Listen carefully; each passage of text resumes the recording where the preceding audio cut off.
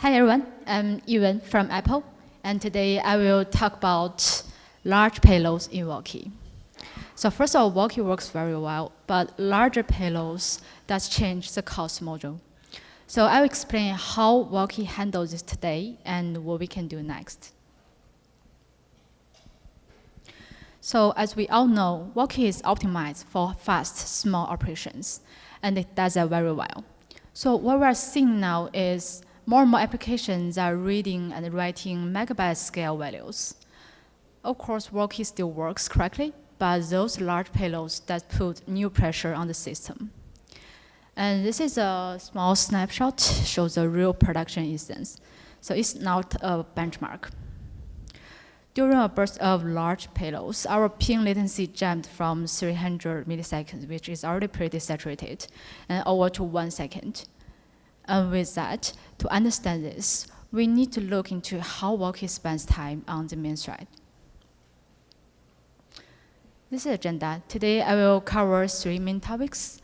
First is the challenge, how large payloads impact Valkey, and the progress, what have been done in Valkey 8.0 and 9.0.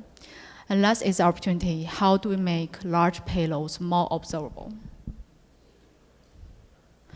So at a high level, everything in Valkey goes through a single-threaded main event loop. When requests enter through the kernel socket buffer, event loop will process everything, and will process one at a time. It will first read and then parse, execute commands, build reply, and write it back. All clients share this same loop. So here, the latency is not really about how networking is slow. It's about how long this event loop keep busy and keep getting blocked.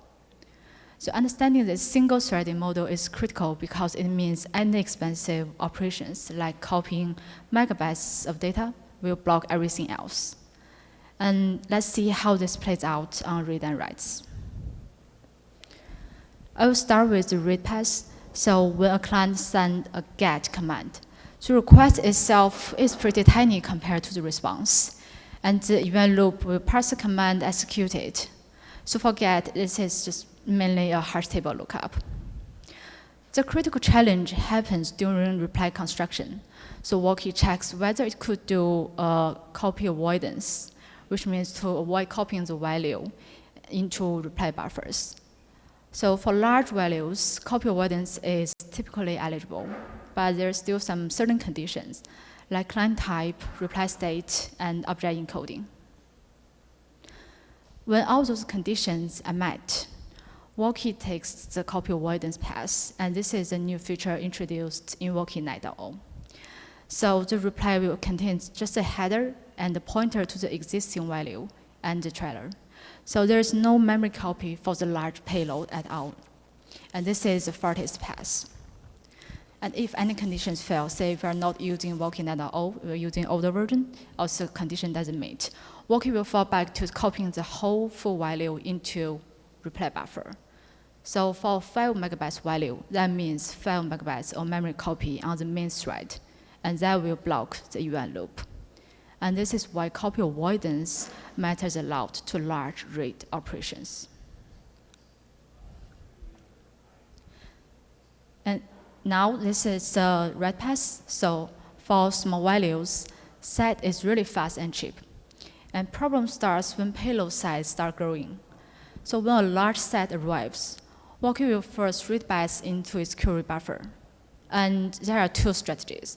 For payload under 32 kilobytes, Valkey uses greedy allocation. So it will grow the buffer aggressively to minimize reallocation. So sometimes it will grow like 2 times the size. But for payloads for over 32 kilobytes, it treats as large bulk arguments. Valkey will switch to non-greedy allocation to minimize the memory overhead. And after parsing, Valkey will check if it can reuse the query buffer. So it could directly use that exact query buffer as a stored value and to avoid that full memory copy. But the condition is very strict. So the query buffer itself must start at offset 0, contains exactly this value, nothing else. And in pipeline commands, those always fails. And in practice, as it rarely succeeded, the exactly match pattern won't happen a lot. And most of the time, Valkey will still try to allocate a new buffer and copy the payload. So for majority of times, if we set a 5 megabytes, that's a full 5 megabyte memory copy on main thread. And that is why the red path is really a key challenge for large payloads without I/O threads. At this point, you may be asking, what about I/O? Like, this is where the Valkey architecture has evolved significantly. So in Valkey 8.0, async I/O threading was introduced. And for writes, those I/O threads now handling reading from socket, parsing the protocol, and critically, the memory copy of payload into SDS structure. So that expensive memory work now happens in I/O thread, not main thread. And main thread only does command execution and build reply. So without I/O, the red path is always almost a full payload of memory copy. So as for now, the I/O thread will move this cost, but we need to remember they don't eliminate the memory copy. It just happens in a different thread. And for read, Valkey have two complementary optimizations. Copy avoidance, which we just discussed, eliminate memory copy during reply construction. So the reply just contain pointers and save memory copy, and I/O will handle the writing that reply to socket. So for both paths have been significantly improved for the past 2 years. Writing through I/O threading is improving 8.0 and read through 9.0. And before talking about some other proposals, I want to first acknowledge recent improvements. So this PR, this 2078, this introduced a copy avoidance for large replies. And Momentum also have a really nice blog written up with like all the testing results on how this help on large case. On the red path, so those two PR actually introduced async I/O thread, and for improving multi-threaded performance. And this change has also allowed more ingested work to run on I/O, which help a lot with large set as well. As we can see, Valkey has been addressing large payload impact on event loop from both sides, read and writes. Now let me share some early validation results I've been running. So I did benchmark 256 kilobyte site operations using Valkey benchmark, that's an open source, and on a local environment testing. So the goal here is to validate that all the architectural improvements we have been discussing before actually works as designed before we move to production testing.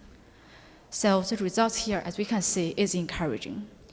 With I/O enabled, we are seeing a 45% reduction in event loop blocking time, from 171 microseconds per circle down to 93 microseconds. This confirms that I/O threads successfully offloading the expensive memory work from main thread. And importantly, the throughput remains stable for both testing, and we are seeing around 10% improvements in tail latency. So we could get better responsiveness without sacrificing our performance. And this validates our architecture. And the results are just for a specific configuration. We need to understand, like for actual production traffic, there are certain testing we still need to run, and we need to know if I/O will help on those traffic types, and if so, by how much. And that's what I'll talk about next. So for observability, we need to have some observability to make those informed decisions. This is what Valkey already has provided today. It has excellent observability already. We have throughput matrix that shows how busy the system is. It's in the bytes per second, the ops per second. We also have command level matrix that break down which command is especially expensive and how much time they consume. And there are event loop health matrix that track exactly the event loop block time. We also have diagnostic tools like slow log, command, large request, large reply. This will capture individual expensive operations. Those are very powerful tools for understanding system health. And those metrics tell us how busy the system is and which commands are especially expensive. And now here's the production. So today, Valkey has exactly one enforcement mechanism for payload size. It's called proto-max balance. It is default to 512 megabytes. Importantly, this only restricts writes, so it's incoming values. It doesn't limit read response at all. So even like you set it as something reasonable 5 megabytes, a 10 megabyte get operation can still be returned. And that could still block event loop. So this one will help us like protect on a certain level. But still, there's some missing parts. The certain gap I'm thinking is a continuous visibility into payload size distribution. So we can now see when a typical request quietly shifts in size.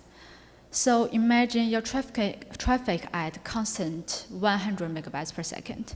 Looks pretty stable, but the payload distribution changed. So before it's like 100 operations of 1 megabytes, now it's changed to 20 operations of 5 megabytes. So the cost to event loop will be completely different. Same throughput, but completely different impact. Without distribution matrix, we are kind of like flying in blind on some of those situations. And this proposal, first, it will build on existing matrix, will be lightweight. And it adds one missing dimension, payload size distribution. So instead of counting bytes ops, we bucket requests and replies by size.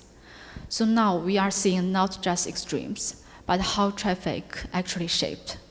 If the median payload, let's say, shift from 1 megabyte to like 5 megabytes, this graph will easily help us to identify what is the change. I want to close with why I think this direction is very exciting for Valkey. So we have been through very multiple important periods. So previously, large payloads were much harder to handle in Valkey. And with L-Stride and recent copy-avoidance in 9.0, large payload handling has changed significantly. And for teams as providing caching platforms, this can change how we think about deployment. And as for resource allocation, CPU usage, memory bandwidth, those all now matters in different ways. And because of those improvements, large keys are no longer just an unsolvable problem. They are not solvable and they could be measurable. That's it. Thank you.